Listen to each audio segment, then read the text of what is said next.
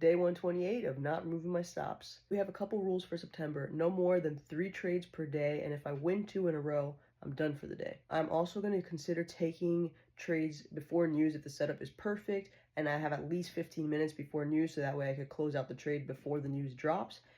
However, I am not going to do that today because we've already dropped $7 and we got PMI at 10, so definitely going to wait for the news to drop today. About 3 a.m.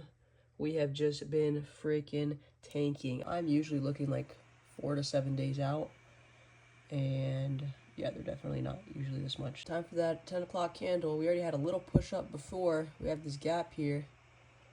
Let's see if it blasts through it or taps and falls. Now that news is out, I basically just have to wait and see if the premiums are going to come back down to earth today or not. These 3 days away still have too much theta, so I gotta let that die down some more.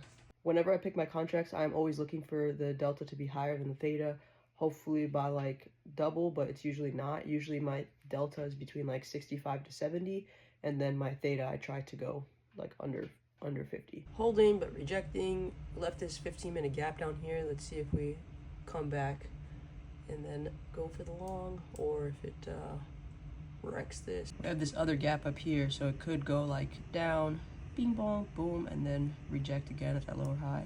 Okay, and a dollar bar right out of here.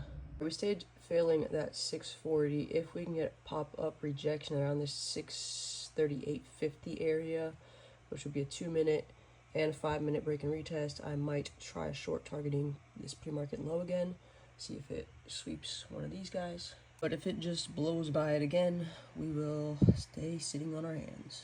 It might just drop without us, but it is what it is. I wanted to see it come a little higher, kind of reject this swing here. It would also take out this short, so we'll see. Womp womp, it hit it without me. 635 was a strong level of demand before.